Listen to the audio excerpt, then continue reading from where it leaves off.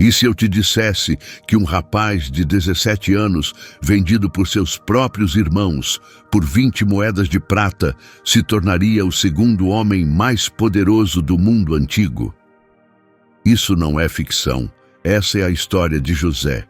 E o que aconteceu com ele vai te surpreender. Bem dentro do território de Canaã, em um lugar onde o céu parecia tocar o horizonte e promessas divinas ecoavam pelos montes, existia uma família cujo futuro transformaria o destino de uma nação inteira. Essa narrativa acompanha José, um jovem cujo caminho foi moldado por visões, engano, sofrimento e fé inabalável.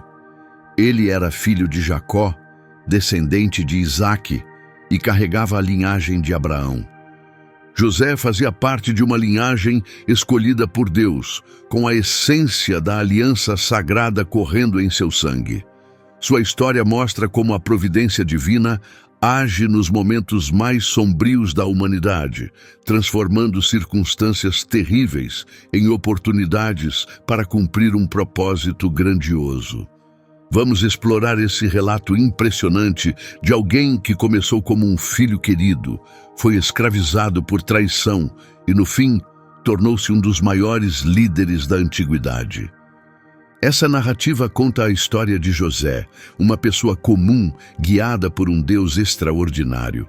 José nasceu como o 11º filho de Jacó, fruto do profundo amor por Raquel, a mulher por quem seu pai trabalhou 14 anos para se casar. Em Gênesis capítulo 30, versículos 22 a 24, vemos esse momento marcante de sua chegada. Naquele tempo, o Criador se lembrou de Raquel. Deus ouviu suas orações e permitiu que ela tivesse filhos. Ela concebeu e deu à luz um menino, dizendo que o Todo-Poderoso havia tirado sua vergonha. Ela chamou o menino de José, expressando sua esperança de que o céu lhe concedesse outro filho. José representava algo além de mais um membro na grande família de Jacó. Ele ocupava uma posição especial no coração de seu pai. Gênesis, capítulo 37, versículo 3, afirma que Israel amava José mais do que todos os seus outros filhos, pois ele nasceu em sua velhice e por isso fez para ele uma túnica ornamentada. Essa roupa representava algo extraordinário. Era um sinal claro do carinho distinto que Jacó sentia por José. Essa ligação poderosa entre pai e filho tinha origens profundas. José era o primeiro filho de Raquel, a esposa que Jacó realmente amava. Por muitas estações, Raquel permaneceu estéril, enquanto Lia, sua irmã, dava filhos ao marido. Portanto, quando José finalmente nasceu, ele foi visto como uma resposta às orações, o fruto de um amor verdadeiro. Para José, seu pai era símbolo de confiança e integridade. Para Jacó, José trouxe alegria nos anos finais de sua vida. A túnica que Jacó deu a José era diferente de qualquer outra. Comprida e colorida, parecia algo que um rei usaria, distinguindo quem a vestia como alguém especial, livre do trabalho duro no campo que seus irmãos realizavam. Sempre que José usava essa túnica, ela era um lembrete constante para todos da posição privilegiada que ele ocupava. Essa túnica logo se tornaria um elemento central de sua história. No início, como símbolo de amor, mais tarde, como sinal de imenso sofrimento. O que Jacó via como um gesto de carinho, seus outros filhos interpretaram como prova de injustiça.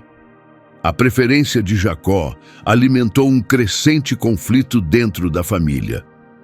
Gênesis capítulo 37, versículo 4, mostra como os irmãos de José reagiram. Ao perceberem que o pai amava mais aquele garoto do que a todos eles, passaram a odiá-lo e não conseguiam nem lhe dirigir uma palavra amigável. A inveja começou a crescer como uma planta daninha em suas mentes, sufocando qualquer afeto que ainda pudessem ter sentido. Cada gesto de carinho que Jacó demonstrava por José só aumentava a amargura dos irmãos. Eles deixaram de vê-lo como parte da família e passaram a enxergá-lo como uma ameaça, um jovem que havia tomado o amor do pai. Aquela túnica colorida se tornou para eles um símbolo constante da injustiça que sentiam. Enquanto eles trabalhavam sob o sol escaldante, José andava livremente, vestido com privilégio, o filho que escapava das responsabilidades compartilhadas. Os conflitos na casa se intensificaram dramaticamente quando José, com apenas 17 anos, começou a ter visões poderosas e claras, que pareciam indicar um futuro onde ele teria autoridade sobre seus parentes. Sem compreender totalmente seu significado e sem imaginar as consequências, José compartilhou essas visões com seus irmãos. A primeira visão veio durante uma noite tranquila.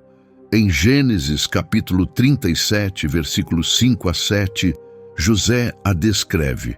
José teve um sonho e, ao contá-lo aos irmãos, eles passaram a odiá-lo ainda mais. Ele disse que queria que ouvissem sobre o sonho que teve. Estávamos no campo amarrando feixes de trigo, quando, de repente, o meu feixe se levantou e ficou de pé, enquanto os feixes de vocês o cercaram e se curvaram diante dele. Essa visão ia além da imaginação de um jovem. Era uma mensagem sagrada, um anúncio do que o Criador planejava para a vida de José. Os feixes representavam a família de Jacó, e o feixe de José de pé indicava o papel de liderança que ele assumiria um dia. A resposta veio rápida e severa. Gênesis capítulo 37, versículo 8, mostra a reação deles. Os irmãos perguntaram se ele pretendia reinar sobre eles. Será que ele realmente governaria suas vidas? O ódio deles aumentou ainda mais por causa do sonho e das palavras de José. Pouco tempo depois, ele teve outra visão, ainda mais impressionante. Gênesis capítulo 37, versículo 9 diz: ele teve outro sonho e contou aos irmãos. Prestai atenção, disse ele, tive outro sonho, e neste o sol, a lua e 11 estrelas se curvavam diante de mim. Essa visão ampliava a mensagem. Além dos 11 irmãos, representados pelas estrelas, seus pais, simbolizados pelo sol e pela lua, também o honrariam. Tão ousada previsão para qualquer jovem revelar, especialmente alguém que já carregava o peso do ressentimento dos próprios irmãos. Depois que José compartilhou essa visão com seus irmãos e também com o pai, o próprio Jacó ficou perturbado com o que ela sugeria. Gênesis capítulo 37, versículos 10 e 11 descreve: após contar aos irmãos e ao pai, este o repreendeu, perguntando qual era o sentido daquele sonho. Será que seus pais e irmãos realmente se curvariam diante dele? Os irmãos sentiram inveja, mas o pai refletiu sobre aquelas palavras. A correção de Jacó ia além do conteúdo da visão. Tratava-se do julgamento precipitado de José. Jacó parecia expressar incredulidade diante da ideia de que ele, o líder da família, reverenciaria seu próprio filho. Contudo, mesmo repreendendo José publicamente, Jacó guardava consigo o significado daquilo. Ele sabia que o Criador frequentemente falava por meio de sonhos, e talvez algo profundo estivesse realmente se formando. Para os irmãos de José, no entanto, essas visões tornaram-se insuportáveis. Mal sabia José que compartilhar aqueles sonhos daria início a uma cadeia de eventos que destruiria sua família. O que acontece a seguir vai te surpreender, porque às vezes quem deveria te proteger se torna seu pior inimigo. A preferência do pai já era difícil de aceitar, mas a ideia de um dia se curvarem diante de José, isso era insuportável. O ressentimento se transformou em ódio feroz, apenas esperando o momento certo para explodir. Mais tarde, os irmãos de José viajaram até Siquém, a cerca de 80 quilômetros de Hebrom, para cuidar dos animais do pai. Durante essa ausência, Jacó decidiu enviar José para verificar como estavam. Gênesis, capítulo 37, versículos 13 e 14, mostra esse momento. Israel disse a José que seus irmãos estavam em Siquém cuidando dos rebanhos e queria enviá-lo até lá. José prontamente aceitou. Jacó pediu que ele verificasse se estava tudo bem com os irmãos e com os animais e que voltasse com notícias. Então o enviou do vale de Hebrom. José não questionou a ordem do pai. Mesmo sabendo que seus irmãos o desprezavam, ele obedeceu imediatamente. Essa obediência seria uma marca constante na vida de José, algo que o acompanharia em toda a sua jornada. Ele partiu de Hebrom, vestindo sua túnica especial, sem saber que aquele seria seu último encontro com o pai por muitas estações. Ao chegar a Siquém, José procurou os irmãos, mas não os encontrou onde esperava. Enquanto vagava pela região tentando encontrar algum sinal, um encontro aparentemente aleatório mudaria sua vida inteira. Gênesis capítulo 37, versículos 15 a 17 descreve: Um homem o encontrou vagando pelo campo e perguntou o que procurava. José respondeu que buscava seus irmãos. Ele perguntou se o homem sabia onde eles estavam com os rebanhos. O homem disse que tinham partido dali, pois ouvira que iam para Dotã. Esse encontro aconteceu por desígnio divino. O Criador estava guiando os passos de José, mesmo nesse momento que parecia insignificante. Aquele homem não apenas o notou, mas fez a pergunta certa e sabia exatamente para onde os irmãos haviam ido. Foi uma orientação celestial disfarçada de coincidência. Com essa nova informação, José seguiu para Dotã, decidido a cumprir a missão que o pai lhe havia dado. O que se passava em sua mente durante esse caminho extra, não sabemos. Talvez estivesse animado para reencontrar os irmãos, ou talvez pressentisse que algo estava para acontecer. De qualquer forma, ele seguiu em frente, determinado a obedecer ao pai. Enquanto se aproximava de Dotã, avistou os irmãos de longe. Sem saber, eles já o tinham visto. Gênesis capítulo 37, versículo 18 afirma: Eles o viram de longe e antes que se aproximasse, tramaram sua morte. Sozinho, caminhando em direção a eles, vestindo sua túnica colorida, José foi rapidamente identificado. Essa imagem reacendeu toda a mágoa que os irmãos guardavam no coração. Enquanto José se aproximava, talvez acenando ou chamando alegremente sem imaginar o perigo, os irmãos já arquitetavam sua queda. Em questão de segundos, a vida de José mudaria para sempre, e a traição que estava prestes a acontecer faria seu sangue gelar. A distância entre eles não era só física. Representava o abismo emocional que a preferência do pai e o ressentimento haviam criado entre os irmãos. Ao verem José se aproximando, todo o ódio acumulado encontrou espaço para se manifestar. Longe dos olhos do pai, poderiam dar vazão aos sentimentos mais amargos. Gênesis, capítulo 37, versículos 19 e 20, revela suas intenções sombrias. Aquele sonhador vem aí. Disseram entre si que iriam matá-lo, jogá-lo em um poço e depois alegar que uma fera o havia devorado.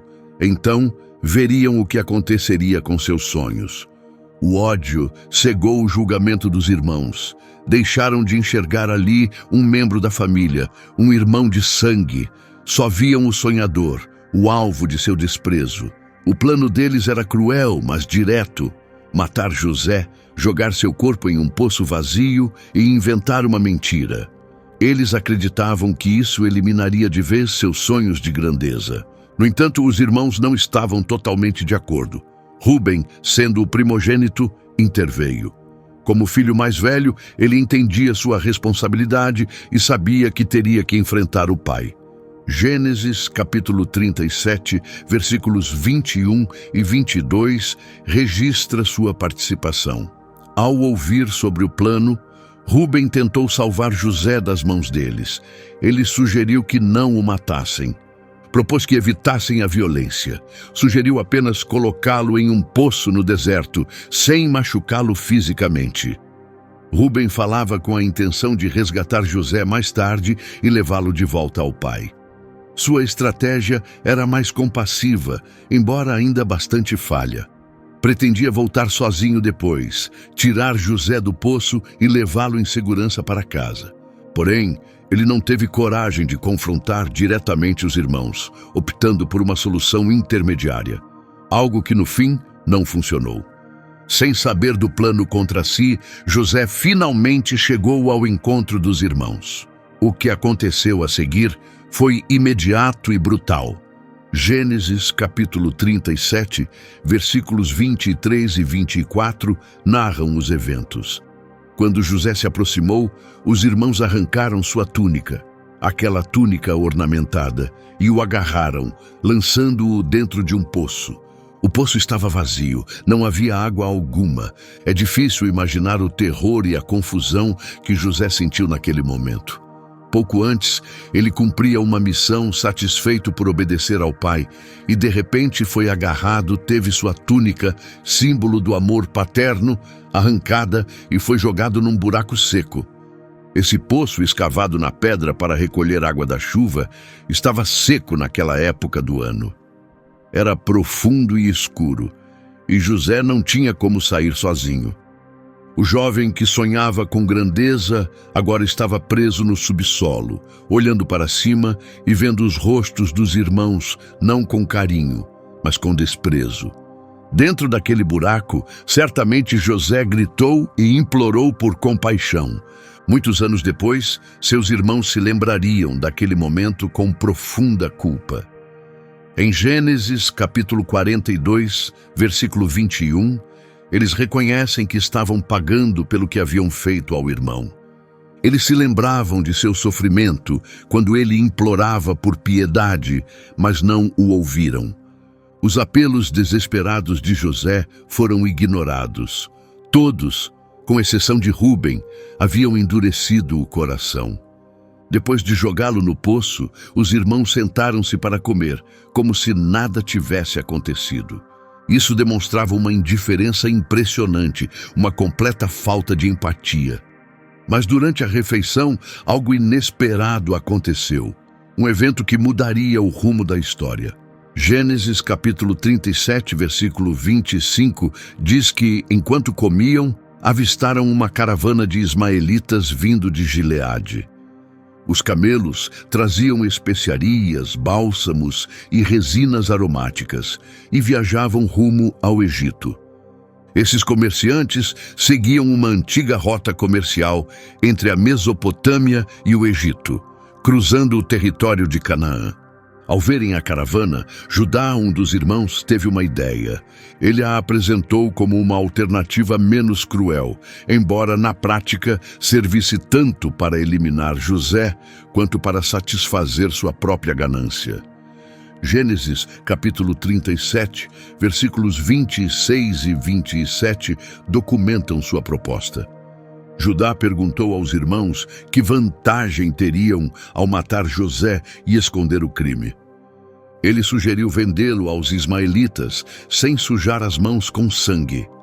Lembrou-os de que José era irmão deles, do mesmo sangue. Os irmãos concordaram. A sugestão de Judá os atraiu por dois motivos. Evitavam o assassinato direto, aliviando a culpa, e ainda lucravam com a venda.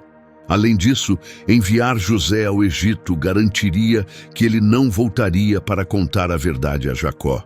Eles colocaram o plano em prática. Gênesis capítulo 37, versículo 28, relata a transação. Quando os mercadores midianitas chegaram, os irmãos tiraram José do poço e o venderam aos ismaelitas por 20 moedas de prata, e estes o levaram para o Egito. O texto menciona ismaelitas e midianitas, provavelmente indicando que o grupo de mercadores era formado por diferentes tribos, todas descendentes de Abraão por filhos que não eram Isaque. O valor pago, 20 moedas de prata, era o preço comum por um jovem escravizado naquela época. Para os irmãos, esse era o valor de José. O jovem que havia sonhado com grandeza agora era apenas uma mercadoria, trocado como um animal, arrancado de sua terra e de sua família. Rúben, que pretendia resgatá-lo em segredo, não estava presente no momento da venda. Gênesis capítulo 37, versículos 29 e 30 mostram sua reação. Quando voltou e não encontrou José no poço, rasgou as roupas em sinal de desespero. Foi até os irmãos e perguntou onde o jovem estava. Questionou o que faria dali em diante. Rúben sentiu verdadeira dor, preocupado com José e também se sentindo responsável como o filho mais velho diante do pai. Enquanto isso, a caravana seguia rumo ao Egito, levando José entre suas mercadorias. Para ele, esse era o início de uma nova vida em uma terra estranha, com idioma, costumes e crenças totalmente diferentes. Tudo o que era familiar e amado ficou para trás. Seu pai Jacó, sua terra natal, sua liberdade. As perspectivas de José pareciam sombrias e desesperadoras, mas o divino não o havia abandonado.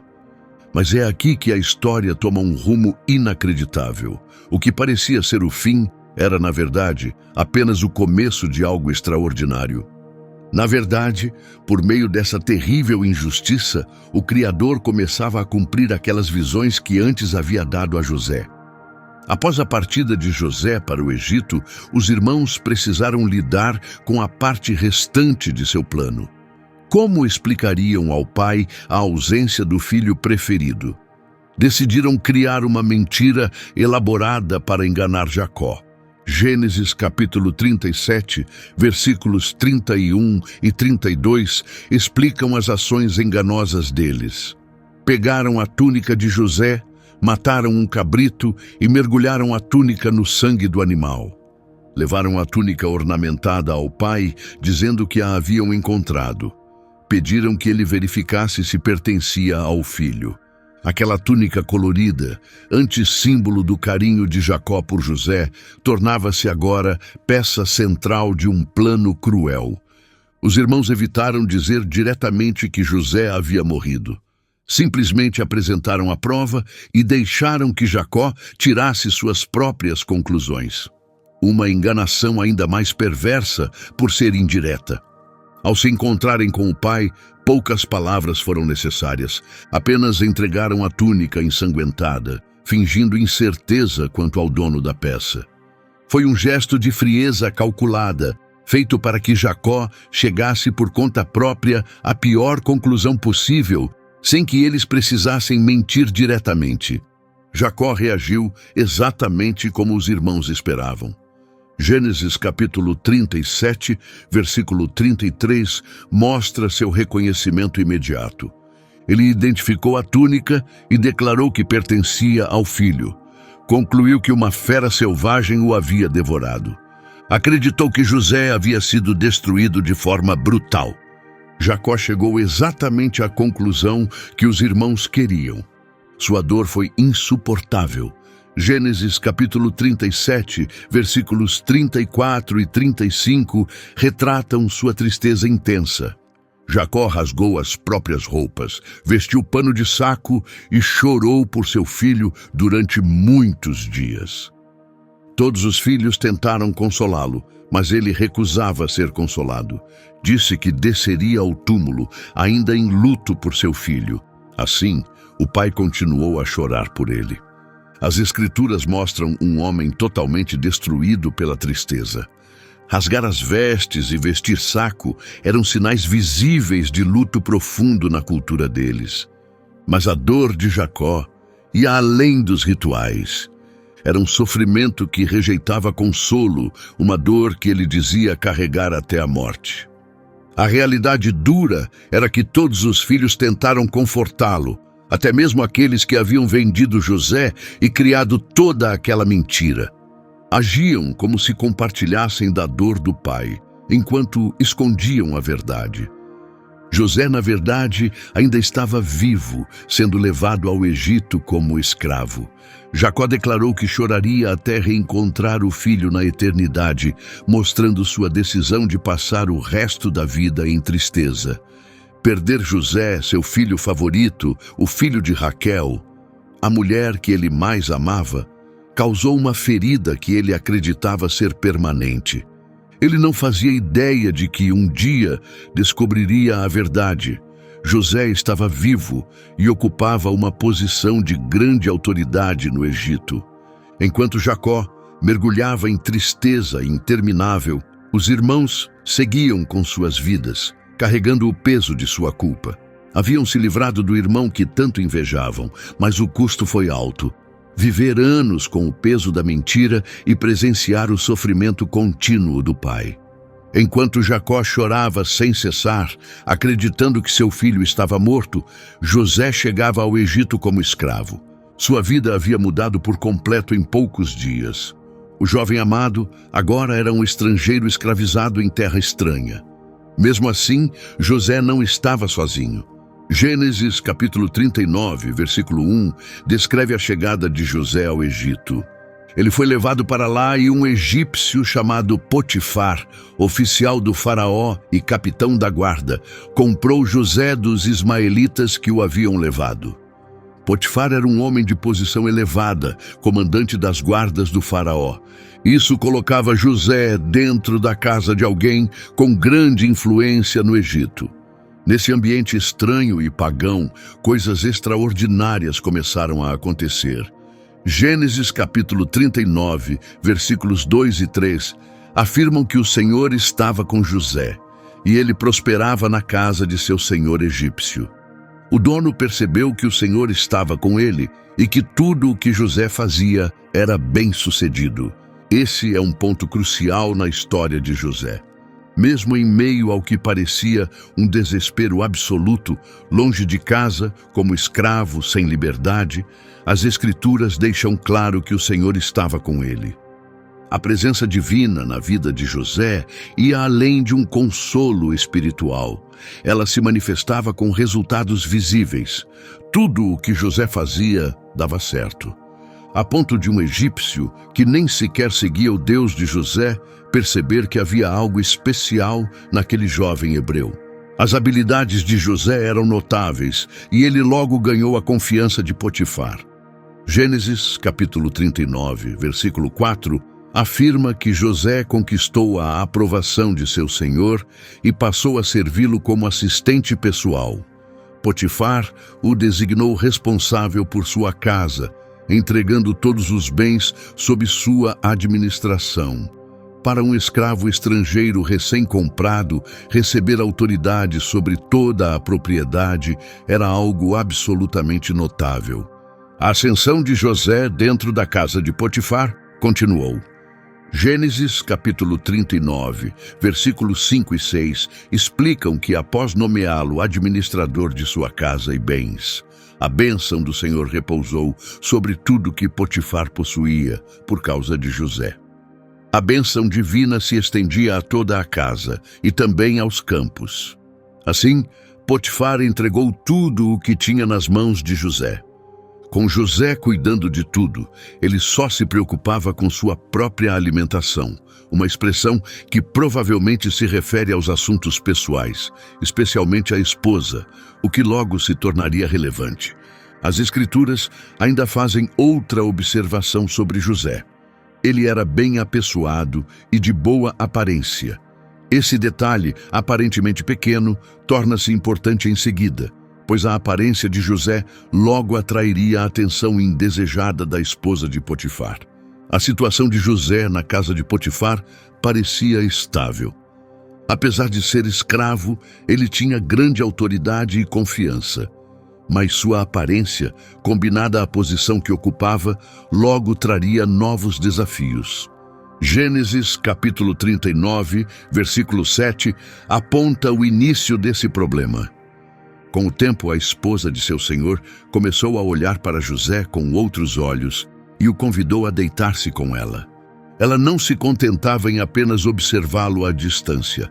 Demonstrou ousadia e foi direta em seu desejo, propondo um caso ilícito. José enfrentava uma tentação real e perigosa.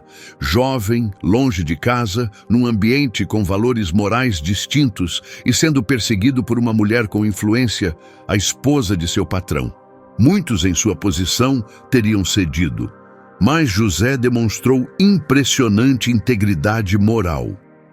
Gênesis, capítulo 39, versículos 8 e 9, revelam sua resposta firme. Ele recusou e disse à esposa de Potifar que, com ele no comando, seu senhor não se preocupava com nada em casa. Tudo havia sido confiado a ele. Ninguém nesta casa tinha mais autoridade do que ele. Potifar não lhe negara nada, exceto ela, pois era sua esposa. Então, como poderia cometer tamanha maldade e pecar contra Deus? A resposta de José revela muito sobre seus valores. Primeiro, ele reconhece sua responsabilidade para com Potifar e a confiança que lhe foi dada. Mais importante ainda, ele vê aquela ação como um pecado contra Deus. Mesmo estando no Egito, longe da família e da comunidade religiosa, José permanecia fiel aos seus princípios e à sua fé. A esposa de Potifar, porém, não aceitou o não com facilidade. Gênesis capítulo 39, versículo 10, informa que ela continuou insistindo dia após dia, mas José se recusava a deitar-se com ela, ou até mesmo a estar perto dela. Não foi apenas uma tentação isolada. A pressão era constante. Todos os dias, José era assediado e, mesmo assim, manteve sua firmeza. O ponto crítico chegou num dia em que José entrou na casa para cumprir seus deveres e nenhum outro empregado estava presente. Gênesis capítulo 39, versículos 11 e 12 narram esse encontro. Naquele dia, ele entrou na casa para fazer seu trabalho e não havia ninguém ali dentro. Ela o agarrou pela roupa, dizendo: "Deite-se comigo." Mas ele deixou a roupa nas mãos dela e fugiu para fora da casa. A esposa de Potifar intensificou sua abordagem, agarrando José pela roupa, tentando forçá-lo. José reagiu com rapidez e decisão. Fugiu, deixando a roupa para trás. Esse gesto mostra que ele priorizava sua fidelidade a Deus acima do conforto ou segurança pessoal. No entanto, sua fuga transformou o desejo dela em raiva. Sentindo-se rejeitada e humilhada, ela tramou uma vingança. Gênesis capítulo 39, versículos 13 a 15, descrevem os acontecimentos seguintes. Ao perceber que ele deixara a roupa em suas mãos e fugira, ela chamou os empregados da casa. Disse a eles que aquele hebreu havia sido trazido para zombar deles. Ele tentou violentá-la, mas ela gritou. E quando ele ouviu os gritos por ajuda, deixou a roupa ao lado dela e fugiu da casa. A esposa de Potifar distorceu completamente os fatos. Apresentou-se como vítima, quando na verdade era a perseguidora. Usou a roupa de José, que deveria provar sua inocência, como prova falsa contra ele. Inteligentemente, ela também apelou para o preconceito cultural, destacando que José era hebreu, um estrangeiro. E não parou por aí. Gênesis capítulo 39, versículos 16 a 18 continuam. Ela reteve a roupa dele por perto, aguardando a chegada do marido. Em seguida, apresentou esta versão dos fatos. O servo hebreu que você trouxe tentou me desrespeitar, mas quando gritei por ajuda, ele deixou a roupa perto de mim e fugiu da casa. Essa acusação foi construída de forma intencional para provocar a fúria de Potifar. Ela não apenas afirmou que José tentou atacá-la, mas também criticou indiretamente Potifar por tê-lo trazido para casa. A mentira foi contada de forma tão convincente que Potifar acreditou na esposa sem questionar. José estava prestes a atingir o fundo do poço, mas às vezes Deus faz sua melhor obra nos lugares mais sombrios. Veja o que acontece em seguida. Potifar reagiu de imediato e com severidade. Gênesis capítulo 39, versículos 19 e 20, afirma que após ouvir o relato da esposa, contando como o servo havia se comportado, Potifar se enfureceu. Então prendeu José no lugar onde ficavam os prisioneiros do rei. Para Potifar, a prova parecia clara. A roupa de José estava com sua esposa e ela havia contado uma história convincente, mesmo que tivesse dúvidas, por ser uma figura importante na administração do faraó, precisava agir para manter sua posição e reputação.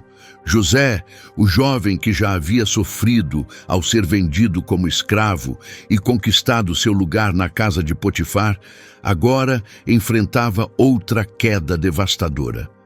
Depois de ser um administrador honrado e confiável, tornou-se prisioneiro, condenado por um crime que não cometeu.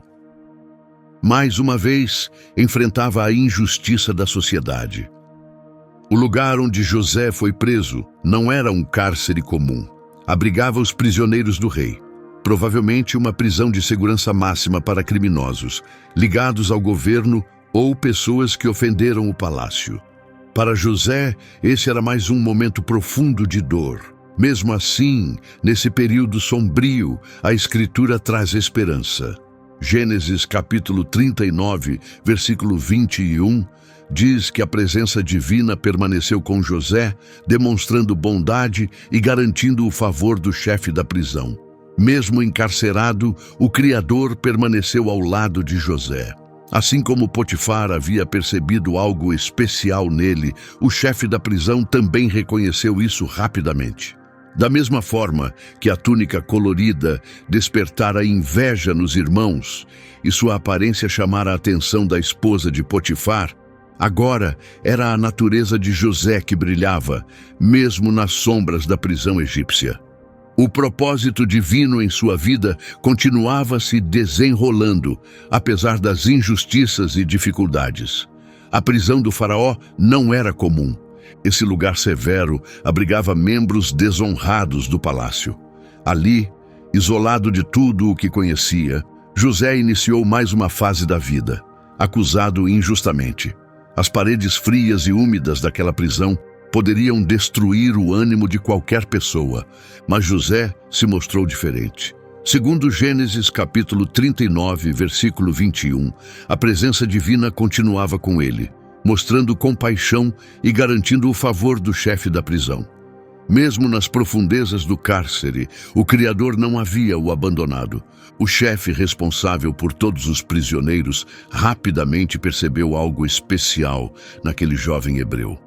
Embora não saibamos exatamente como José se comportou nos primeiros dias ali, é provável que tenha demonstrado os mesmos princípios e dedicação que mostrava na casa de Potifar. Sua conduta certamente se destacou. Gênesis capítulo 39, versículo 22, explica que o chefe confiou a José a responsabilidade sobre todos os detentos, tornando-o responsável por tudo o que acontecia dentro da prisão. Isso foi um avanço extraordinário. De simples prisioneiro, José se tornou o auxiliar do chefe, administrando o restante dos presos. A confiança do chefe em José foi total, pois Gênesis capítulo 39, versículo 23, afirma que ele não se preocupava com nada que estivesse sob os cuidados de José, já que a presença divina o acompanhava, fazendo com que tudo prosperasse.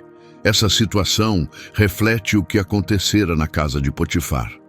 Novamente, os princípios e habilidades administrativas de José se destacaram.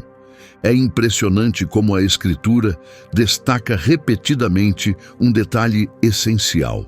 A presença de Deus estava com José. O autor parece querer enfatizar que, embora as circunstâncias fossem terríveis, José não estava sozinho. A companhia do Criador continuava com ele, favorecendo-o até mesmo num lugar inesperado como a prisão egípcia. Enquanto outros detentos provavelmente estavam sem esperança, José trabalhava ativamente, administrando o local com excelência. Ele transformou disciplina em oportunidade. Em vez de se entregar ao desespero, José manteve a fé em Deus e utilizou plenamente suas habilidades, mesmo diante das dificuldades.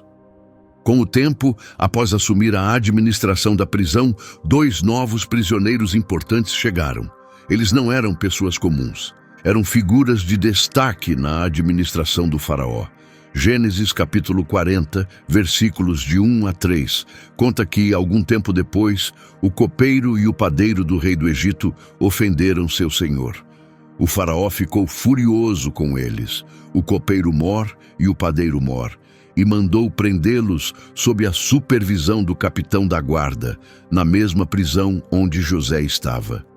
A Escritura não revela o que exatamente eles fizeram, apenas que irritaram o faraó. No mundo antigo, pequenos erros ao preparar bebidas ou alimentos para o rei podiam ser levados a sério, até como tentativa de envenenamento.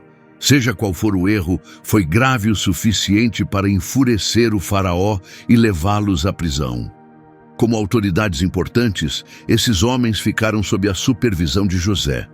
Gênesis capítulo 40, versículo 4, diz que o comandante da guarda os colocou sob a responsabilidade de José, e ele os servia. José não estava apenas administrando a prisão, ele cuidava pessoalmente das necessidades desses prisioneiros distintos. Certa noite, algo extraordinário aconteceu. Gênesis capítulo 40, versículos 5 a 7, explica que ambos, o copeiro e o padeiro do rei do Egito, tiveram sonhos naquela noite, cada um com um significado diferente. No dia seguinte, José os encontrou e percebeu que estavam perturbados. Por isso, perguntou aos oficiais do faraó, presos com ele na casa do comandante, por que estavam tão tristes naquele dia. José demonstrou sensibilidade ao perceber o estado emocional dos dois homens. Ele poderia ter ignorado seus sentimentos para focar em suas tarefas, mas, ao contrário, notou a expressão preocupada deles e perguntou o motivo. Esse pequeno gesto de compaixão revelou o caráter atencioso de José. Eles responderam em Gênesis capítulo 40, versículo 8, que haviam tido sonhos, mas ninguém podia interpretá-los. José respondeu que as interpretações pertencem a Deus. Pediu que contassem os sonhos. A resposta de José é especialmente significativa. Num país cheio de adivinhos e intérpretes de sonhos, José não afirmou ter habilidades próprias. Em vez disso, deu o crédito a Deus, afirmando que apenas o Criador pode revelar o significado dos sonhos. Essa foi uma declaração corajosa, vinda de um prisioneiro hebreu no coração do Egito. O copeiro começou. Em Gênesis capítulo 40, versículos 9 a 11, ele descreveu ter visto uma videira à sua frente com 3 ramos. Enquanto cresciam, floresciam e surgiam cachos de uvas maduras. A taça do faraó estava em sua mão, então ele pegou as uvas, espremendo-as na taça e a entregou ao faraó. O sonho continha elementos importantes, a videira, os 3 ramos e as uvas espremidas na taça do faraó. O copeiro talvez temesse uma notícia ruim, mas José trouxe uma interpretação animadora.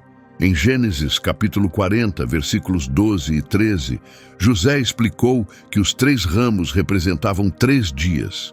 Depois de 3 dias, o faraó o chamaria de volta e o restituiria à sua função, permitindo que ele voltasse a servir a taça ao faraó como fazia antes. A explicação de José foi direta e clara. Em apenas 3 dias, o copeiro retornaria à sua posição no palácio. Ótima notícia, sem dúvida. Mas José aproveitou a oportunidade e fez um pedido pessoal. Em Gênesis capítulo 40, versículos 14 e 15, vemos José pedir que, quando tudo estivesse bem para o copeiro, ele se lembrasse dele e tivesse compaixão. Pediu que falasse com o faraó em seu favor, para tirá-lo da prisão. José explicou que fora tirado à força da terra dos hebreus e que naquele lugar não havia feito nada para merecer estar preso. Esse é um momento muito pessoal na história de José. Mesmo mantendo sua fé e confiança em Deus, ele ainda sofria com a injustiça. Via no copeiro uma possível chance de liberdade. Talvez sua situação pudesse melhorar. José apenas pediu para ser lembrado e que o copeiro intercedesse por ele diante do faraó. Vendo a interpretação positiva do sonho do copeiro, o padeiro ganhou coragem para contar seu próprio sonho. Em Gênesis capítulo 40, versículos 16 e 17, ele relatou também ter tido um sonho. 3 cestos de pães estavam sobre sua cabeça. No cesto de cima havia vários tipos de alimentos assados para o faraó, mas aves vinham e os comiam do cesto sobre sua cabeça. Seu sonho também envolvia o número 3 e estava ligado ao seu trabalho, mas tinha um detalhe sombrio: aves comendo os alimentos sobre sua cabeça. Infelizmente, a explicação de José foi negativa. Em Gênesis capítulo 40, versículos 18 e 19, José revelou o significado. Os 3 cestos representavam 3 dias. Após esse período, o faraó mandaria decapitá-lo e pendurar seu corpo numa estaca, onde as aves o devorariam. Esse sonho trazia uma revelação trágica. Depois de 3 dias, o padeiro seria condenado à morte pelo faraó. As aves comendo do cesto simbolizavam os pássaros que se alimentariam de seu corpo após a execução. Ao contrário do copeiro, ele não seria reintegrado, mas enfrentaria um destino terrível. A coragem de José, ao contar essa revelação difícil, merece reconhecimento. Ele poderia ter suavizado ou inventado algo mais confortável, mas escolheu a honestidade, mesmo sendo difícil dizer e ouvir. Assim como José havia previsto, algo importante aconteceu na administração do faraó depois de 3 dias. A data marcava uma celebração, um evento importante em todo o reino. Gênesis capítulo 40, versículo 20, diz que o 3º dia era o aniversário do faraó, e ele ofereceu um banquete a todos os seus oficiais. Então, tratou dos casos do copeiro e do padeiro.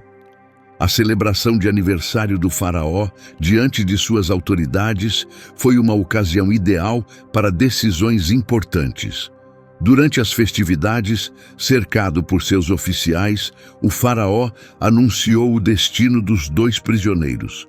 Era costume que reis concedessem perdão ou aplicassem sentenças durante esses momentos festivos. E esse caso seguiu a tradição. O relato continua em Gênesis, capítulo 40, versículos 21 e 22. O faraó restaurou o copeiro mor ao cargo, permitindo-lhe voltar a servir sua taça. Já o padeiro mor foi executado, exatamente como José havia interpretado. As explicações de José se cumpriram com perfeição. O copeiro retomou sua função anterior, servindo novamente o faraó. Enquanto isso, o padeiro foi morto e exposto numa estaca, confirmando a interpretação de José.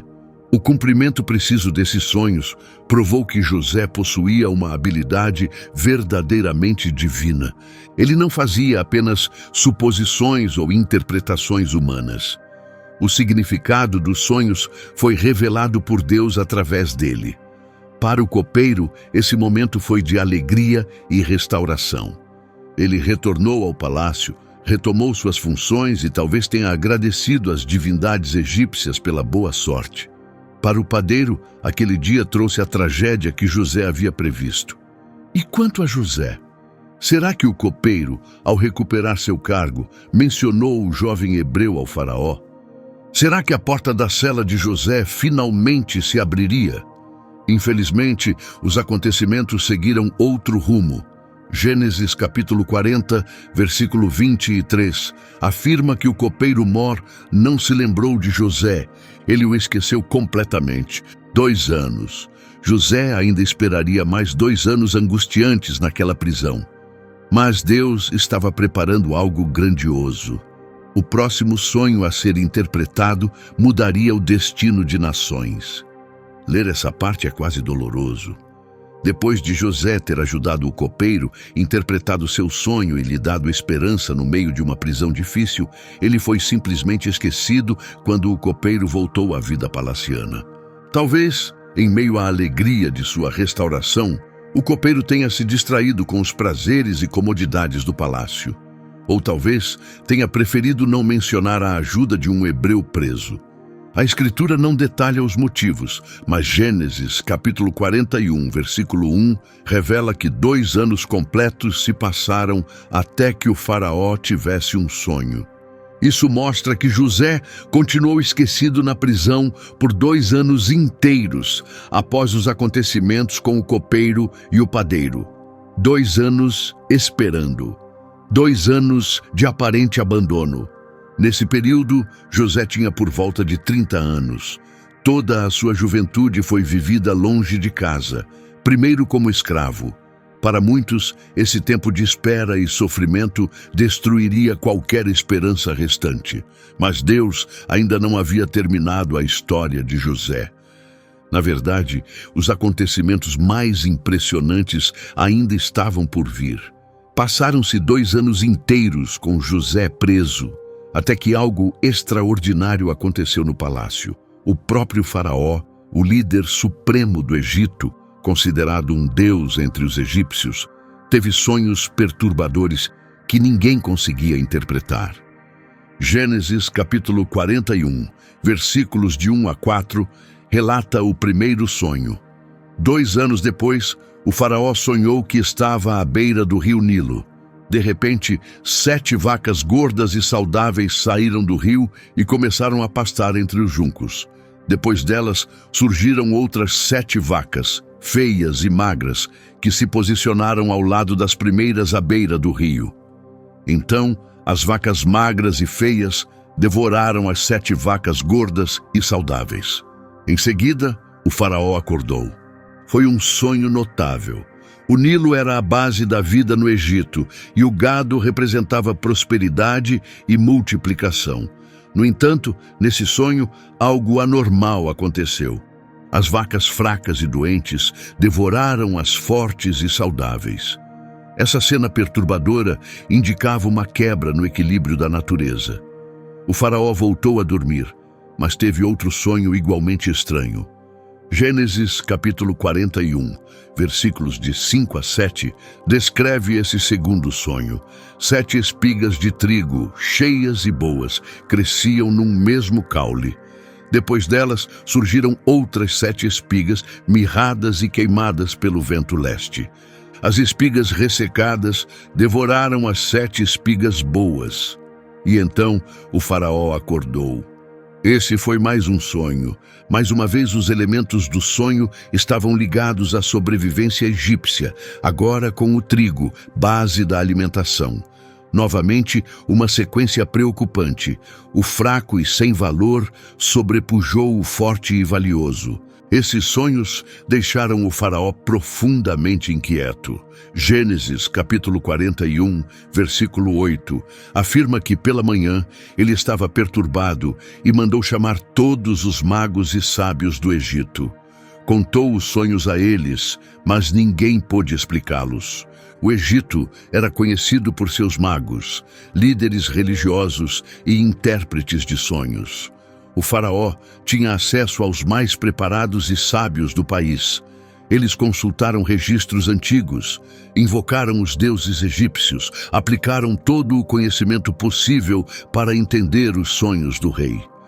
Atualmente, nenhum dos sábios do Egito conseguiu oferecer uma explicação que satisfizesse o faraó.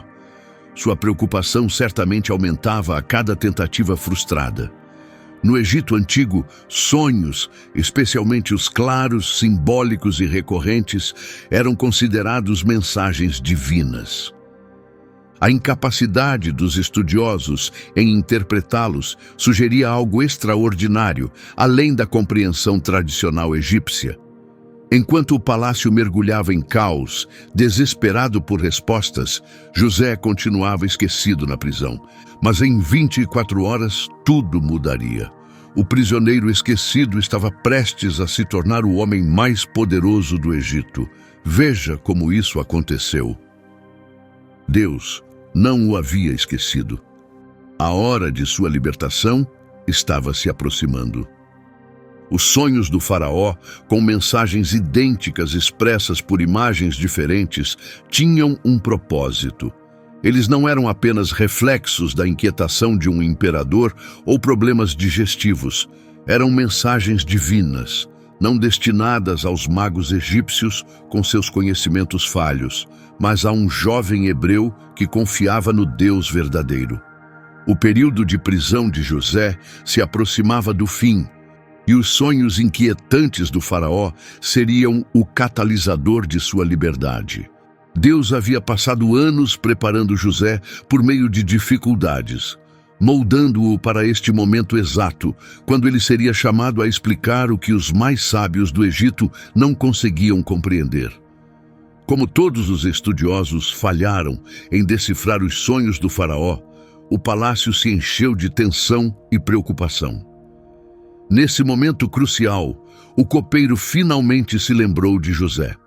Gênesis capítulo 41, versículos 9 a 13, relata o momento em que ele finalmente falou. O copeiro disse ao faraó que se lembrava de sua falha. Ele recordou que o faraó havia ficado furioso com seus oficiais e os colocara na prisão, junto com o padeiro, na casa do comandante da guarda. Ambos tiveram sonhos na mesma noite, cada um com um significado próprio. Havia lá conosco um jovem hebreu, servo do comandante. Contamos nossos sonhos a ele, e ele nos deu interpretações individuais para cada um. E tudo aconteceu exatamente como ele havia dito. Eu fui restaurado ao meu cargo, e o outro foi executado. Assim, após 2 longos anos, o copeiro finalmente se lembrou de José. Veja como ele apresentou José ao faraó, não apenas como um prisioneiro qualquer, mas como alguém com habilidades notáveis, que interpretou sonhos com exatidão. O faraó reagiu imediatamente. Gênesis capítulo 41, versículo 14, diz que o faraó mandou chamar José, que foi rapidamente tirado da prisão. Depois de se barbear e trocar de roupa, ele se apresentou diante do faraó. A situação de José mudou de forma radical e repentina. Num instante, ele era um prisioneiro esquecido. No momento seguinte, estava diante do homem mais poderoso do Egito. A menção ao barbear-se e vestir roupas limpas mostra que José entendeu a importância daquele momento. A sociedade egípcia valorizava muito a higiene, especialmente diante do faraó. Imagine esse momento. José, o jovem hebreu vendido como escravo e preso injustamente, caminhava agora pelos corredores do palácio, escoltado até a sala onde o faraó o esperava. Seu coração certamente batia acelerado, mas sua confiança permanecia em Deus, o mesmo que o havia sustentado em todos os momentos difíceis. Ao finalmente ficar diante do faraó, não houve cerimônias elaboradas. O governante queria uma resposta imediata. Gênesis capítulo 41, versículo 15, registra que o faraó disse a José que havia tido um sonho que ninguém conseguia interpretar, mas ouviu dizer que, ao ouvir um sonho, José poderia explicá-lo. Foi uma declaração direta, quase uma exigência. O faraó não estava pedindo ajuda. Ele estava declarando o que esperava. Como líder absoluto do Egito, esperava obediência imediata.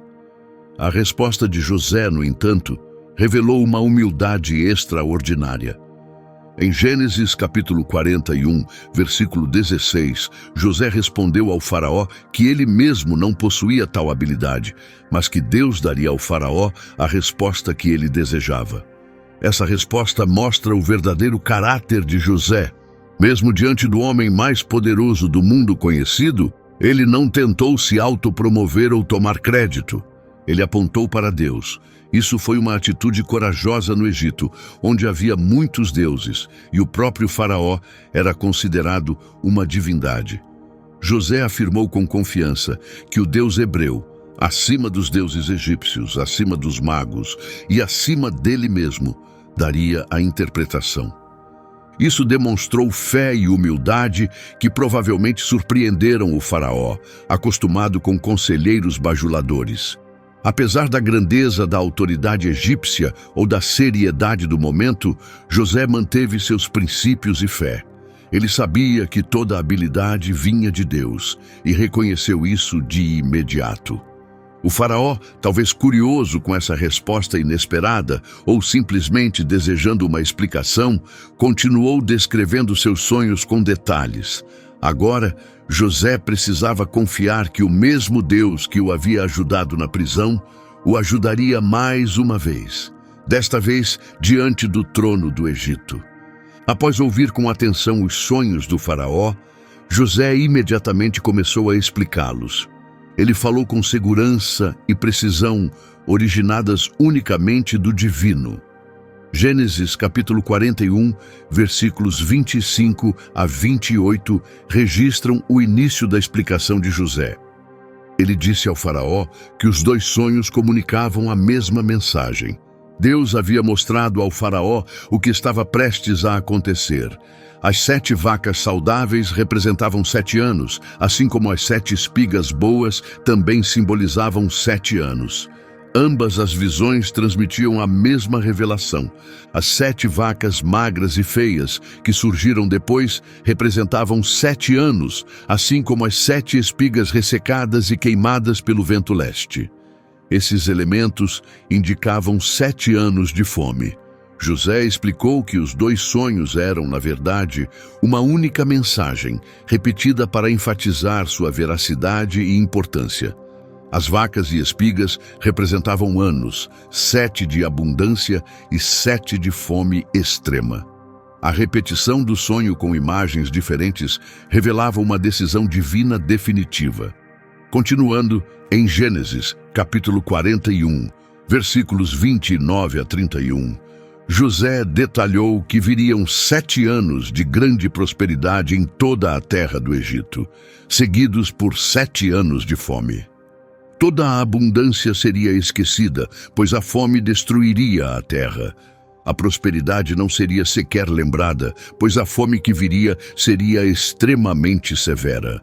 José não se limitou a interpretar. Ele esclareceu a gravidade da situação.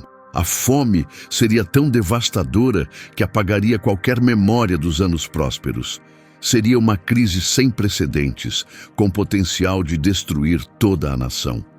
Em Gênesis capítulo 41, versículo 32, José continuou afirmando que o fato de o sonho ter se repetido ao faraó significava que Deus havia decidido firmemente o que iria fazer, e faria em breve. Essa parte final da explicação trazia um aviso claro. Não era uma possibilidade distante, mas um plano divino já em andamento. A repetição do sonho indicava urgência e certeza. Muitos intérpretes teriam parado por aí, satisfeitos em resolver o mistério.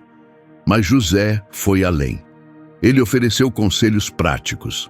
Em Gênesis capítulo 41, versículos 33 a 36, José sugeriu que o faraó escolhesse um homem sábio e competente para supervisionar toda a terra do Egito. Esse homem deveria organizar supervisores por todo o país e recolher 20% da produção durante os 7 anos de fartura. Todo esse suprimento deveria ser armazenado sob a autoridade do faraó, preservando os alimentos nas cidades para uso futuro. Esses recursos seriam usados durante os 7 anos de fome, a fim de que o povo do Egito não perecesse. José foi além da previsão. Ele apresentou uma solução completa. Seu plano era preciso e detalhado: nomear um administrador sábio com controle sobre toda a terra, estabelecer um sistema de coleta de 20% da produção durante os anos prósperos, construir centros de armazenamento nas cidades e usar essas reservas durante os anos de escassez. Assim, o Egito evitaria a ruína. Essa foi uma demonstração impressionante de planejamento administrativo, revelando o entendimento espiritual de José e também sua habilidade em organização e governo. Sua experiência na casa de Potifar e na prisão do rei o preparara para sugerir uma administração nacional. A reação do faraó e de seus oficiais foi imediata e respeitosa. Gênesis capítulo 41, versículos 37 e 38, diz que o plano pareceu excelente a todos. Então o faraó perguntou: Será que encontraremos alguém como este homem, em quem está o Espírito de Deus? Notavelmente, o próprio Faraó reconheceu a presença divina em José. Para líderes egípcios, que adoravam vários deuses e se consideravam sagrados, reconhecer que o Espírito de Deus estava com José foi surpreendente. O conhecimento e o caráter de José impactaram profundamente o coração do Faraó. As recomendações práticas, aliadas à precisão da explicação, deixaram uma marca duradoura. Em um único encontro, José passou de prisioneiro esquecido a conselheiro de honra na administração mais poderosa da antiguidade. Tudo isso porque ele reconheceu que seus dons vinham de Deus. Tocado pela sabedoria de José, o Faraó tomou uma decisão surpreendente. Em vez de apenas agradecer e mandá-lo de volta, declarou que José era a pessoa ideal para colocar o plano em prática.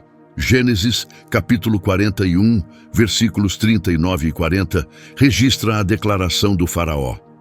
Ele disse a José que, por Deus ter revelado tudo a ele, não havia ninguém tão sábio e inteligente quanto ele. José passaria a comandar o palácio e todo o povo obedeceria às suas ordens. Somente o Faraó teria mais autoridade que ele. Foi um avanço sem precedentes. Em poucos instantes, José passou de prisioneiro a segundo homem mais poderoso do Egito. Somente o trono o separava do Faraó. Essa decisão refletia o impacto profundo de José e a seriedade com que o Faraó encarava a crise iminente. Para formalizar essa nomeação extraordinária, o Faraó realizou cerimônias simbólicas. Gênesis, capítulo 41, versículos 41 a 43, descreve esses eventos. O Faraó declarou a José sua missão de governar completamente o território egípcio. O Faraó retirou o selo oficial de sua mão e o colocou na mão de José. Também lhe deu roupas de tecido fino e um colar de ouro. Providenciou para que ele viajasse em um transporte digno de sua posição de vice, com pessoas anunciando sua chegada. Assim, lhe concedeu o controle total sobre o território egípcio. Cada elemento desse ritual carregava um significado histórico importante para o Egito. O selo oficial representava o poder imperial. Quem o portava podia aprovar documentos em nome do Faraó. Era como possuir o instrumento que autorizava as decisões do governo. As roupas de tecido fino eram exclusivas da nobreza e dos líderes religiosos. Simbolizavam pureza e posição elevada. José, que antes vestia trajes de escravidão e prisão, agora usava os melhores tecidos do Egito. O colar de ouro representava distinção e reconhecimento público. Era um sinal claro para todos de que José contava com a aprovação do Faraó. O veículo imperial simbolizava autoridade e visibilidade.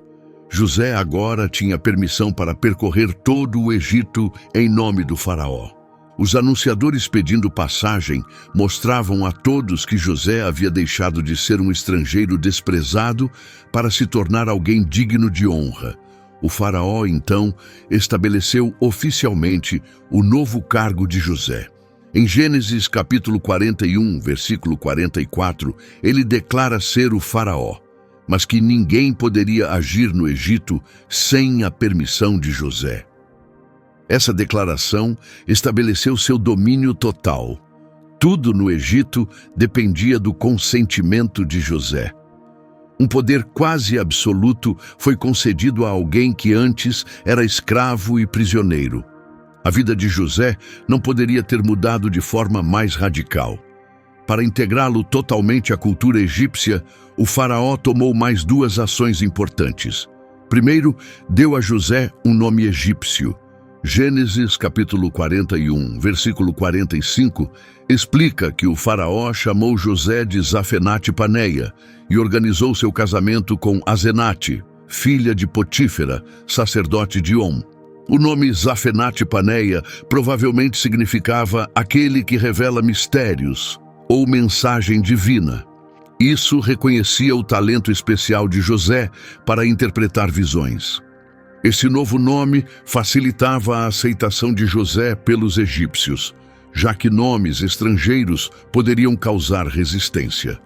Além disso, o faraó arranjou o casamento de José com Azenate, filha de um importante sacerdote de uma cidade sagrada chamada Om, também conhecida como Heliópolis, um dos centros religiosos mais influentes do Egito.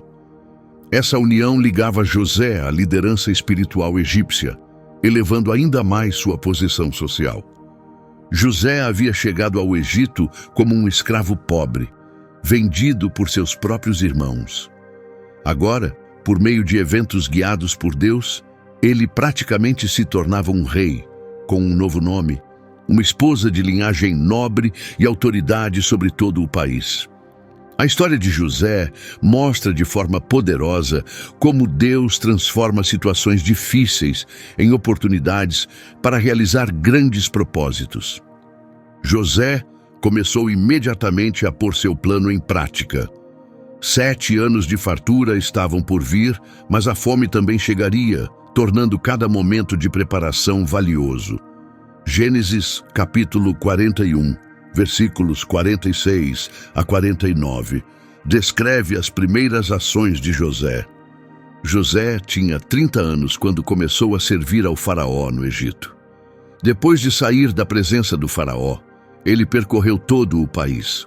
Durante os 7 anos de fartura, a terra produziu em abundância. José recolheu todos os alimentos colhidos nesse período e os armazenou nas cidades. Em cada cidade, ele guardava os mantimentos produzidos nos campos ao redor. José juntou tanto trigo que parecia areia do mar. Era impossível registrar a quantidade, pois se tornou incalculável. Com 30 anos, José viu suas visões de juventude se realizarem. De prisioneiro, tornou-se governante e agora viajava por todo o Egito organizando o maior plano de preservação da história. A narrativa mostra que José não ficou apenas em um cargo dando ordens. Ele mesmo viajou pelo Egito para garantir a execução do plano. Em todas as cidades, construiu armazéns para guardar as colheitas locais. Era um planejamento de distribuição inteligente. O trigo ficava perto, garantindo que todas as regiões tivessem reservas próprias quando a fome chegasse. Os 7 anos foram tão prósperos que José parou de calcular quanto havia armazenado. A quantidade era como a areia do mar, uma expressão bíblica para algo incontável. A estratégia foi um sucesso além do esperado. Durante esse período próspero, a vida pessoal de José também floresceu. Gênesis capítulo 41, versículos 50 a 52, explica que, antes dos anos de fome, José teve 2 filhos com Azenate, filha de Potifera, o sacerdote de Om. José chamou seu primeiro filho de Manassés, dizendo que Deus o havia feito esquecer todo o sofrimento e a casa de seu pai. O segundo se chamou Efraim, pois Deus o havia feito prosperar na terra onde sofreu.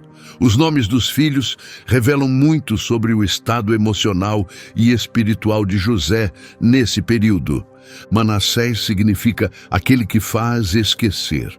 José reconhecia que Deus o ajudara a superar a dor causada pela traição dos irmãos e pelo afastamento de sua família.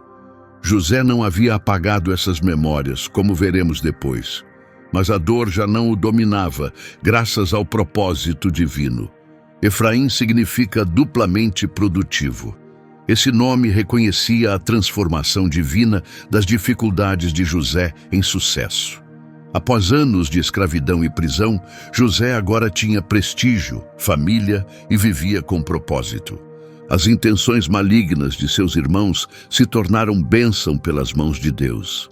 Finalmente, os 7 anos de fartura chegaram ao fim, conforme José havia previsto, e a fome começou a se espalhar pelo território.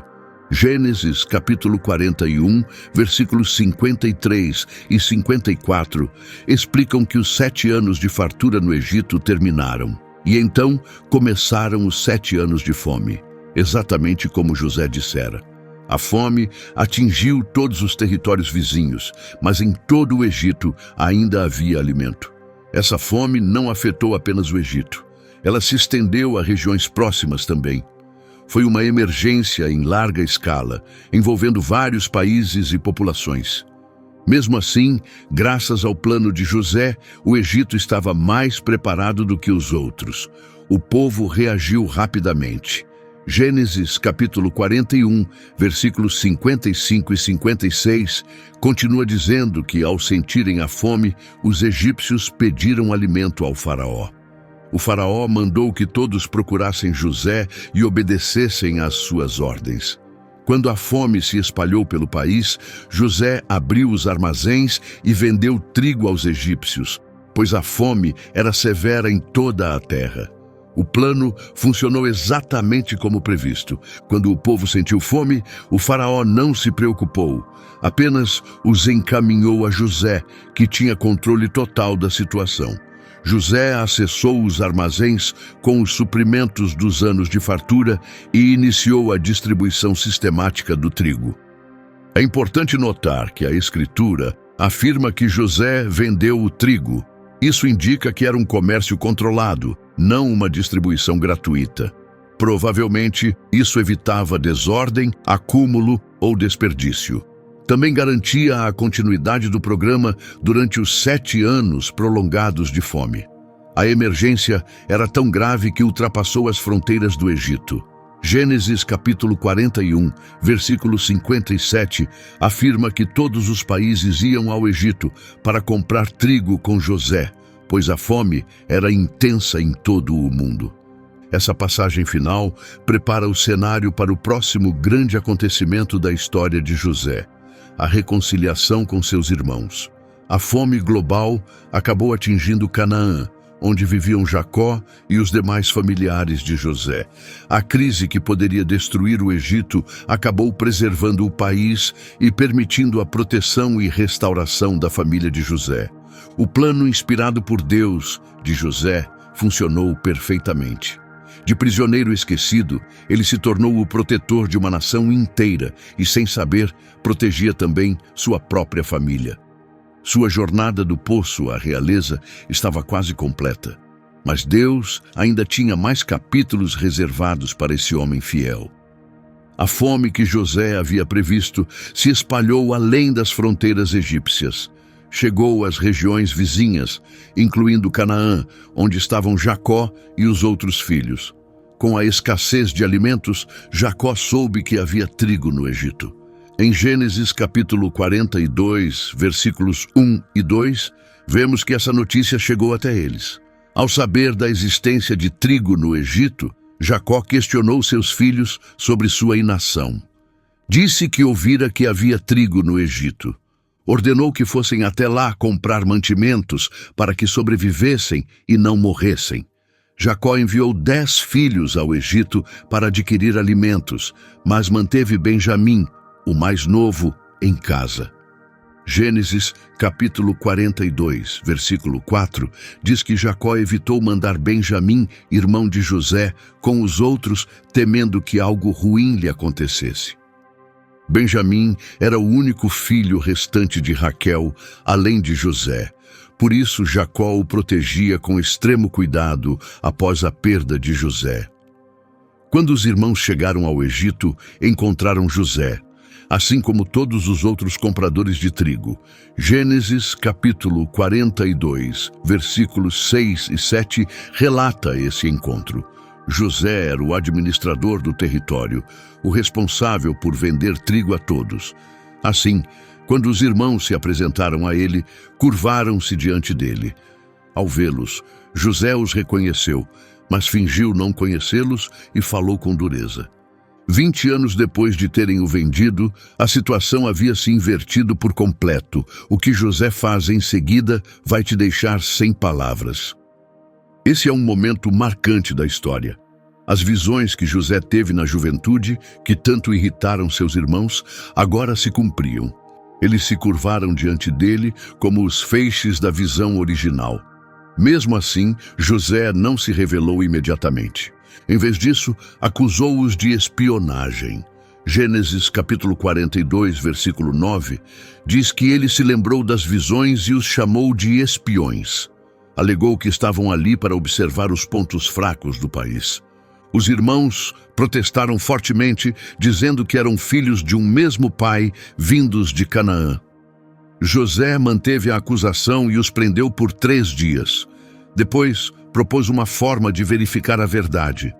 Um deles permaneceria preso como garantia, enquanto os outros voltariam a Canaã para trazer Benjamim, o irmão mais novo que haviam mencionado. Essa prova, segundo José, confirmaria que não eram espiões, mas homens honestos. Os irmãos conversaram entre si sobre aquela situação difícil, sem saber que José compreendia tudo o que diziam. Eles conversavam em hebraico, acreditando que ele precisaria de tradução. Gênesis capítulo 42, versículos 21 e 22 registram esse diálogo. Eles reconheceram que estavam sofrendo as consequências pelo que fizeram ao irmão. Lembraram-se de quando viram seu sofrimento e ouviram seus pedidos de misericórdia, mas mesmo assim o ignoraram. Por isso estavam passando por aquela aflição. Rúben respondeu, perguntando se ele não os havia alertado para não machucarem o jovem. Mesmo assim, não lhe deram ouvidos. Agora estavam pagando pelo que pensavam ser a morte do irmão. Ao ouvir isso, José ficou profundamente comovido. Gênesis capítulo 42, versículo 24, diz que ele se afastou e chorou. Apesar de todos os anos passados, a dor da traição ainda existia. Agora, vendo o arrependimento genuíno de seus irmãos, José foi tomado pela emoção. José escolheu Simeão para ser mantido preso e ordenou que os sacos dos demais irmãos fossem abastecidos com trigo. Secretamente, mandou que o pagamento deles fosse devolvido, colocado dentro dos sacos, junto com os mantimentos. Os irmãos partiram, deixando Simeão preso no Egito. Quando os 9 irmãos retornaram para casa, contaram tudo a Jacó e ficaram surpresos ao encontrar o pagamento dentro dos sacos. Gênesis capítulo 42, versículo 35, diz que ao abrirem os sacos, cada um encontrou sua bolsa de prata dentro. Quando eles e o pai viram isso, ficaram tomados de medo. Jacó ficou arrasado com a ideia de enviar Benjamim ao Egito. Em Gênesis capítulo 42, versículo 36, ele lamenta dizendo que seus filhos lhe haviam sido tirados. José havia desaparecido, Simeão agora também, e queriam levar Benjamim. Tudo parecia conspirar contra ele. Rúben tentou consolar o pai, oferecendo seus próprios filhos como garantia pela proteção de Benjamim. Mas Jacó não cedeu. Seu filho não viajaria com eles. O irmão havia morrido e agora só restava esse. Se algo acontecesse com ele durante a viagem, Jacó desceria à sepultura com profunda tristeza. Contudo, a fome continuava e, com o tempo, os mantimentos acabaram. Jacó pediu que seus filhos voltassem ao Egito para buscar mais comida, mas Judá lembrou que não poderiam viajar sem Benjamim. Gênesis capítulo 43, versículos 3 a 5, registra que Judá disse que o homem os havia advertido severamente, dizendo que não poderiam vê-lo se não levassem o irmão com eles. Se permitissem que Benjamim fosse junto, eles iriam comprar alimento. Mas se recusassem, não iriam, pois o homem havia sido claro ao dizer que não poderiam se apresentar sem o irmão mais novo. Finalmente, Judá ofereceu-se como garantia pela segurança de Benjamim, prometendo a Jacó que assumiria total responsabilidade. Poderia ser cobrado pessoalmente. Se não o trouxesse de volta em segurança, arcaria com a culpa pelo resto da vida. Convencido por essa promessa, Jacó enfim concordou. Instruí-los a levar presentes para o governador do Egito: bálsamo, mel, especiarias, resinas, pistaches e amêndoas, além do dobro do valor para repor o dinheiro que havia sido devolvido. Com o coração apertado, mas decidido, os irmãos partiram rumo ao Egito, agora levando Benjamim com eles. Quando José viu Benjamim com seus irmãos, uma emoção profunda tomou conta. Ele ordenou que seu administrador os levasse até sua casa para uma refeição. Os irmãos ficaram aflitos, pensando que seriam punidos por causa da prata encontrada anteriormente. Na casa de José, explicaram tudo ao administrador, que os acalmou, dizendo que ficassem em paz. Não deviam se preocupar. O Deus deles, o Deus de seu pai, havia colocado aquele dinheiro nos sacos. Ele havia recebido o pagamento. Em seguida, libertou Simeão. Quando José entrou para o almoço, eles ofereceram os presentes e se curvaram diante dele. Ele perguntou sobre a saúde do pai e então viu Benjamim. Gênesis capítulo 43, versículos 29 e 30, registram esse momento comovente. Ao ver e reconhecer Benjamim, filho de sua mesma mãe, ele perguntou se aquele era o irmão mais novo de quem haviam falado.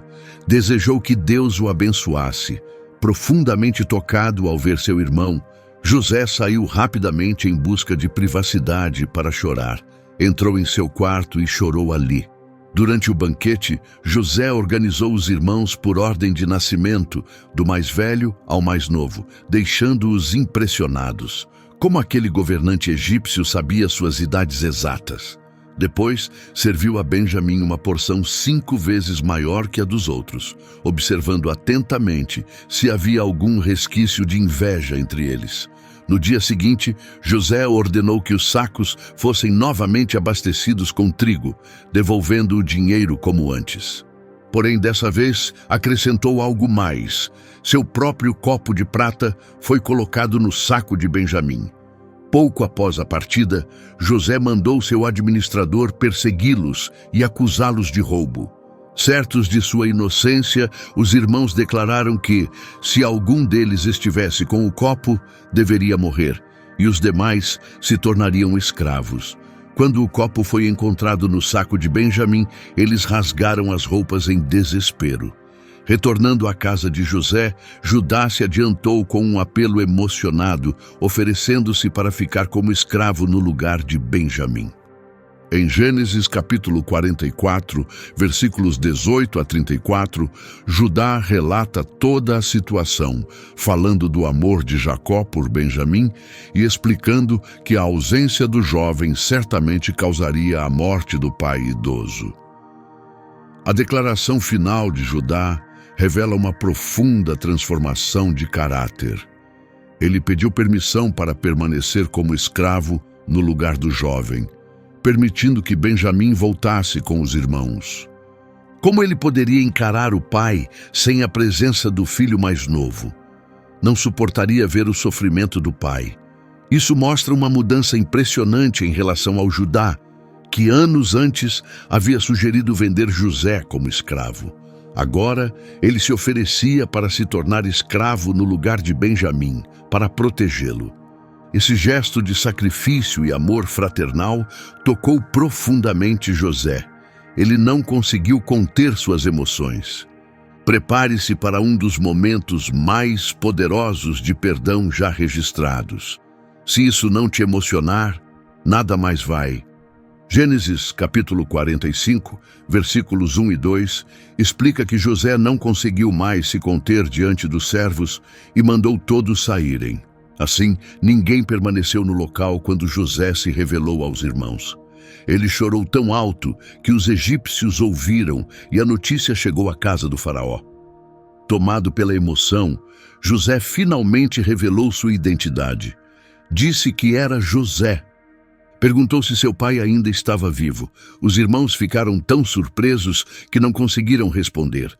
Então, José pediu que se aproximassem. Quando se aproximaram, ele se identificou como o irmão que havia sido vendido para o Egito.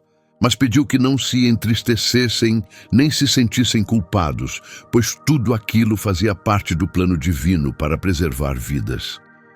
Ouça o que José diz a seguir. Essas palavras ajudaram milhões de pessoas a perdoar o imperdoável.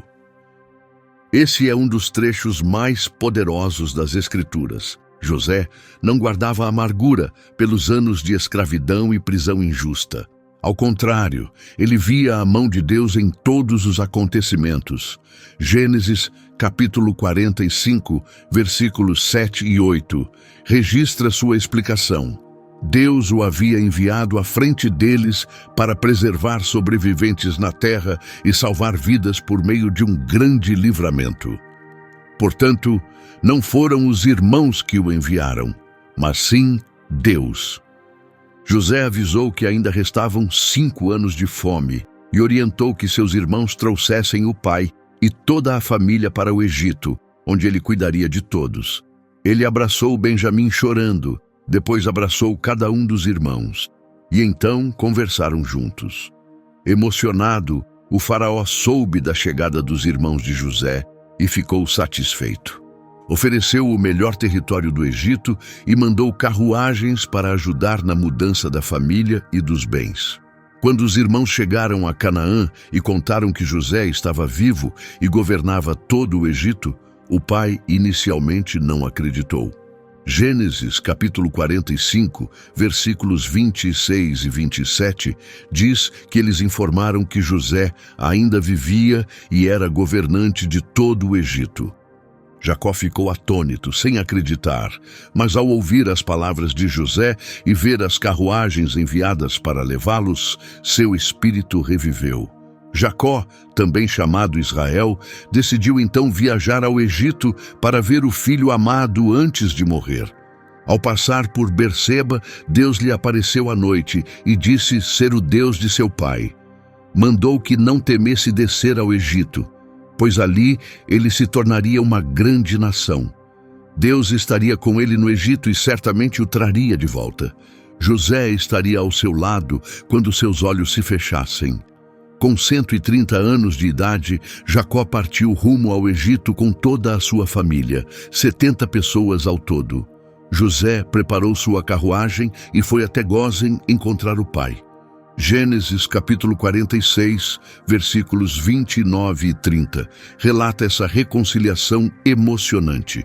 José preparou seu carro e foi a Gósen ao encontro de Israel, seu pai. Assim que se encontraram, ele se lançou ao pescoço do pai e chorou longamente. Israel disse a José que agora podia morrer em paz, pois tinha visto que o filho ainda estava vivo. José apresentou 5 irmãos ao faraó, que aprovou a instalação deles em Gósen, a melhor região do Egito, e ainda ofereceu trabalho com os rebanhos. José também apresentou seu pai ao faraó, e Jacó abençoou o governante egípcio. Enquanto a fome persistia, José administrou com sabedoria os recursos do Egito. Primeiro, as pessoas usaram seu dinheiro para comprar trigo. Quando o dinheiro acabou, trocaram os animais por alimento. Com o tempo, sem mais bens, entregaram suas terras e a si mesmos como servos do faraó. Assim, José adquiriu quase toda a terra do Egito para o faraó, exceto as terras dos sacerdotes. Depois, estabeleceu regras para que o povo cultivasse as terras do faraó, entregando 20% das colheitas e ficando com 80%. Esse sistema de administração durou por gerações. A família de Jacó prosperou em Gósen. Gênesis capítulo 47, versículo 27, afirma que os israelitas se estabeleceram na região de Gósen, no Egito. Eles adquiriram bens ali, tornaram-se produtivos e se multiplicaram significativamente. Após 17 anos no Egito, Jacó sentiu que seu fim se aproximava.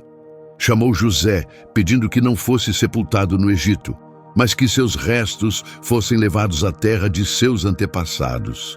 José prometeu cumprir o pedido. Depois, ao saber da doença do pai, José levou seus 2 filhos, Manassés e Efraim, para receberem a bênção de Jacó. Em um momento comovente, Jacó cruzou os braços, colocando a mão direita sobre Efraim, o mais novo, e a esquerda sobre Manassés, o mais velho. José tentou corrigir o pai, pensando que a visão fraca o havia confundido. Mas Jacó respondeu que sabia muito bem o que estava fazendo. Disse que o mais velho também se tornaria um povo importante, mas o mais novo o superaria, e seus descendentes formariam muitos povos. Jacó então declarou oficialmente os 2 netos como seus próprios filhos, dando a José uma porção dobrada da herança familiar. Em seguida, convocou todos os filhos e pronunciou bênçãos e profecias específicas para cada um. A Judá profetizou que a liderança nunca se afastaria de sua linhagem até que viesse aquele a quem ela pertencia por direito. A José concedeu bênçãos abundantes dos céus e da terra. Por fim, após abençoar cada filho, Jacó faleceu com 147 anos. José lançou-se sobre o rosto do pai, chorando sobre ele e abraçando-o. Mandou os médicos embalsamarem o corpo de Jacó, processo que levou 40 dias, enquanto os egípcios o prantearam por 70 dias. Com permissão do faraó, José levou os restos do pai para serem sepultados na caverna de Macpela, em Canaã, onde estavam Abraão, Sara, Isaque, Rebeca e Lia. Uma grande comitiva egípcia acompanhou a família, demonstrando o respeito conquistado por José. Após o funeral de Jacó, os irmãos de José temeram que, sem a presença do pai, ele finalmente buscasse vingança por suas antigas ações. Enviaram uma mensagem a José, dizendo que Jacó, antes de morrer, pedira que ele perdoasse seus irmãos. Gênesis capítulo 50, versículo 17, relata a reação de José.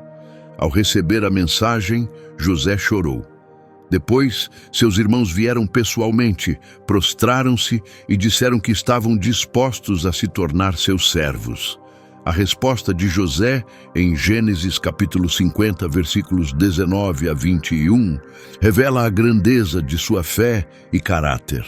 Ele disse que não deviam ter medo. Será que ele estava no lugar de Deus? Eles tinham planejado o mal contra ele, mas Deus transformou aquilo em bem para salvar muitas vidas. Por isso, não deviam temer. Ele cuidaria deles e de seus filhos. José os consolou, falando com ternura. Viveu até os 110 anos e chegou a ver a 3ª geração dos filhos de Efraim. Antes de morrer, José disse aos irmãos que sua hora havia chegado, mas Deus certamente os visitaria e os tiraria do Egito para levá-los à terra prometida a Abraão, Isaque e Jacó. Pediu que, quando isso acontecesse, levassem seus ossos com eles. Após sua morte, foi embalsamado e colocado em um caixão no Egito. Mais de 400 anos depois, Moisés, durante o Êxodo, levou os ossos de José para a terra prometida, cumprindo o último pedido desse homem extraordinário. Em Josué, capítulo 24, versículo 32, vemos o cumprimento da promessa. Os ossos de José, trazidos do Egito pelos israelitas, foram sepultados em Siquém, na terra que Jacó havia comprado por 100 peças de prata dos filhos de Amor, pai de Siquém. Essa área se tornou herança dos descendentes de José. A vida de José foi uma jornada impressionante, cheia de altos e baixos, de filho preferido a escravo, vendido por seus próprios irmãos, de prisioneiro a administrador. Sua história revela de forma poderosa o agir de Deus, mesmo nas piores circunstâncias.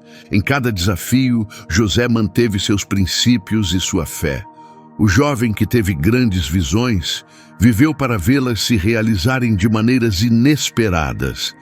Aquele que vestia túnicas coloridas passou a usar roupas nobres de administrador egípcio.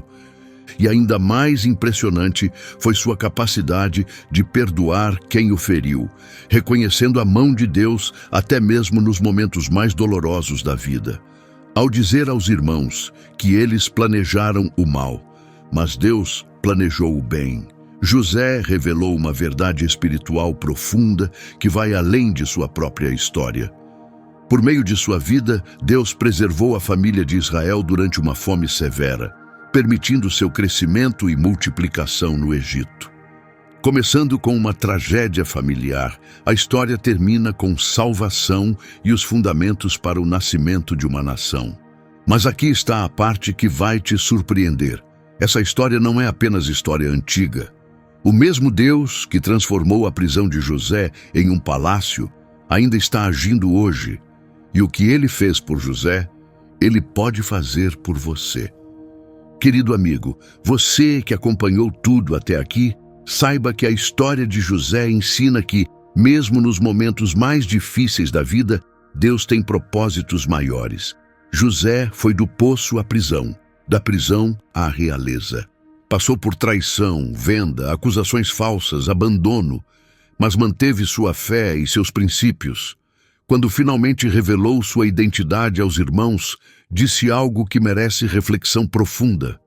Eles quiseram o mal contra ele, mas Deus transformou tudo em bem. Espere. Antes de sair, preciso te perguntar algo importante. José esperou 13 anos do poço ao palácio. 13 anos de traições, falsas acusações e promessas esquecidas. Mas ele nunca desistiu. Então aqui vai a minha pergunta. Em que poço você está agora? Qual traição você está carregando? Qual sonho parece ter morrido? Porque se Deus pôde transformar um escravo em primeiro-ministro, o que ele pode fazer com a sua situação? Se essa história te tocou profundamente, aqui está o que eu quero que você faça. Compartilhe com aquela pessoa que está passando pelo inferno agora. Você sabe quem é. Ela precisa saber que o poço tem um propósito. Comente aqui embaixo, qual parte te desmoronou? Foi quando os irmãos o venderam? Quando o pai chorou por anos? Ou quando José disse, vocês intentaram o mal contra mim, mas Deus transformou em bem? Eu leio todos os comentários e respondo pessoalmente. Clique em inscrever-se e no sininho, não por mim, mas por você. Porque na próxima semana eu vou contar outra história que vai mudar sua forma de ver a dor e o propósito. Lembre-se, os irmãos de José tentaram destruí-lo, mas acabaram o posicionando para salvar nações. Os seus inimigos podem estar te preparando para a sua maior vitória, sem nem saber. O mesmo Deus que estava com José naquele poço está com você no seu. Te vejo no próximo vídeo. E lembre-se, sua virada pode ser amanhã. Ah, e mais uma coisa. Se você é aquela pessoa que nunca comenta, mas essa história te tocou, quebra o silêncio hoje. Escreva nos comentários, do poço ao palácio, se você está crendo na sua transformação. Vamos crer juntos.